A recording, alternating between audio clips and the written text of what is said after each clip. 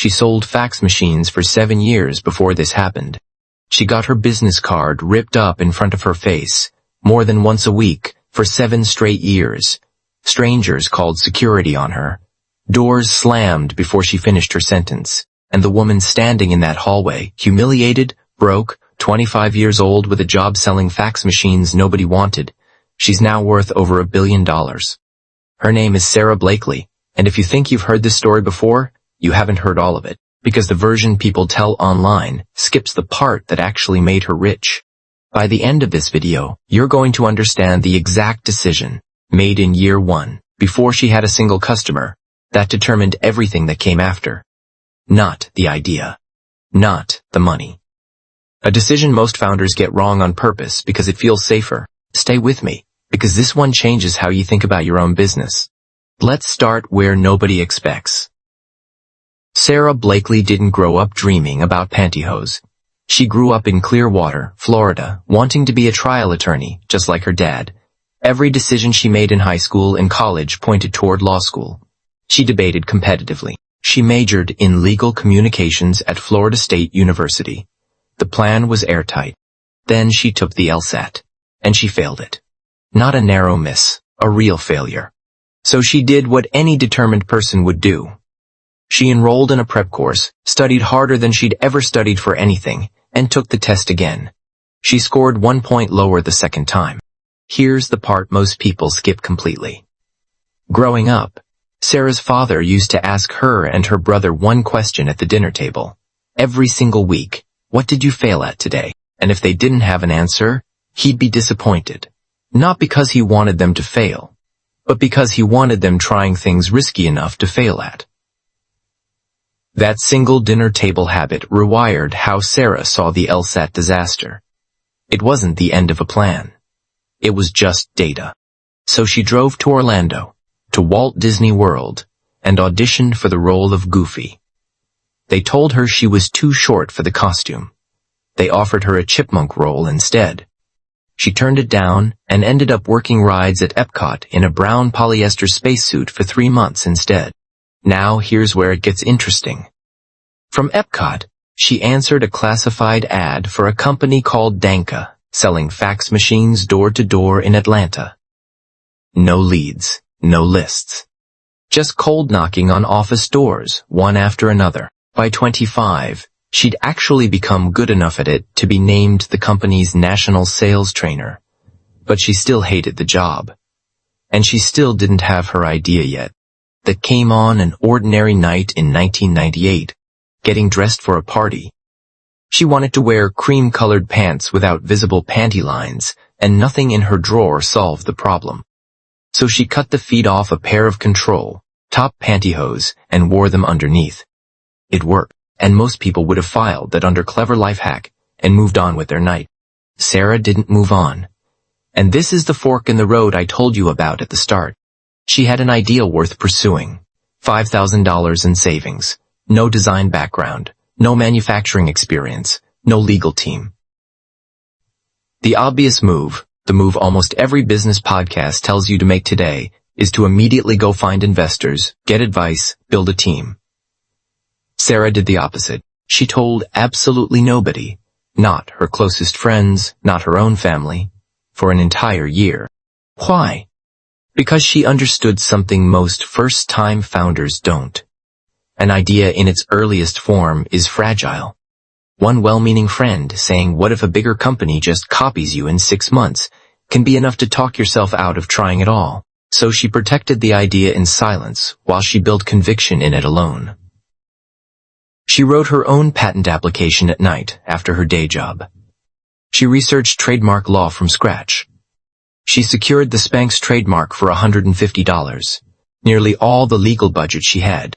Then she needed a manufacturer. And this is where the story could have ended completely. She called hosiery mill after hosiery mill across the country, rejection after rejection. The pattern was always identical. They'd ask who she was. Sara Blakely. Who she worked with. Sara Blakely.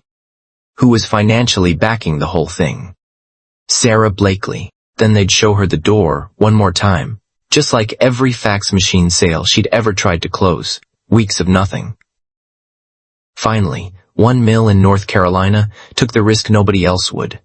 That single yes is the moment Spanx stopped being an idea and became an actual product.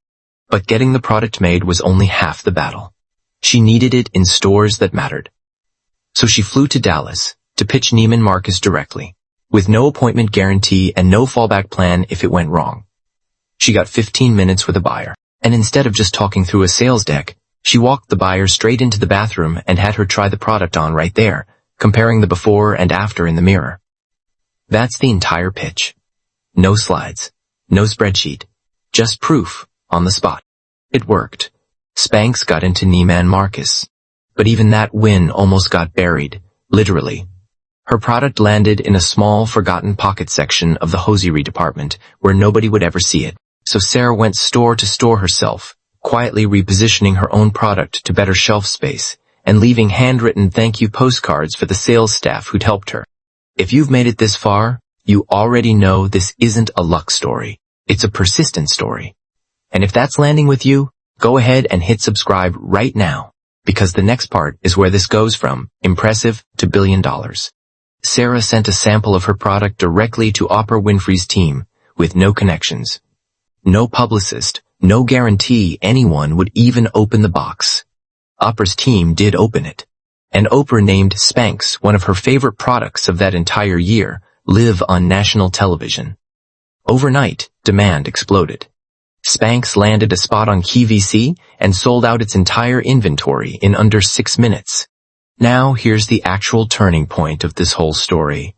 The one thing that separates Sara Blakely from almost every founder you've ever heard of. As Spanx grew from a few $1 million in revenue into hundreds of millions, she had constant chances to raise venture capital, bring on investors, and scale faster using someone else's money. Every single time, she said no. For 21 straight years, Sara Blakely remained the sole owner and the sole source of funding for her own company. No outside investor ever held a piece of Spanx. That means every hard call, every hire, every ad campaign she didn't run, every retail deal, was hers and hers alone to make, for better or worse. She's talked about it since as the decision that let her keep full creative and financial control of the brand all the way to the end. That control philosophy showed up again in 2003, when she competed on Richard Branson's reality show, The Rebel Billionaire. She finished as runner-up, but Branson was so impressed by her that he personally handed her a check for $750,000, made out to a charitable foundation that didn't even exist yet. That check became the seed for the Sara Blakely Foundation, built to help fund and empower women entrepreneurs. Branson and Blakely have stayed close ever since, and in 2013 she joined him, along with Bill and Melinda Gates and Warren Buffett, in signing the Giving Pledge, committing the majority of her fortune to philanthropy. In 2012, at 41 years old, Sara Blakely became the youngest self-made female billionaire in the world, according to Forbes. She'd go on to become a part owner of the Atlanta Hawks and expand well beyond a single product line. Then, in 2021, she sold a majority stake in Spanx to Blackstone at a valuation of roughly $1.2 billion. She didn't announce it through some corporate press release. She posted it herself, telling her community that for 20 years, people had asked her when she'd sell, and for 20 years her answer was always the same. She'd just know when the moment was right. When the deal closed, she personally gave every single employee at Spanx a $10,000 gift card and 2 first-class plane tickets to spend however they wanted. So here's the single most valuable lesson in this entire story, and it's not what most people think. It's not about pantyhose, and it's not really about becoming a billionaire. It's about the decision she made in year 1, before anyone was watching. Protect the idea, bet everything on herself first, and refuse to trade away control just because outside money happened to be available. Every founder hits that same fork in the road, whether the number on the table is $5,000 or $5 million. Sara Blakely didn't have a business degree. She didn't have connections in fashion or retail. She'd failed the one test she'd built her entire future around, twice. What she had was a $5,000 bet on herself, and the patience to protect that bet before the world got a vote on it. If you're sitting on an idea right now, telling yourself you don't have enough money, enough experience, or enough of a plan. Remember, she had none of that either.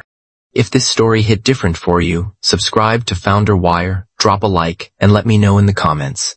Would you have taken outside investors along the way, or bet on yourself the way she did, 21 years straight? Stories behind success.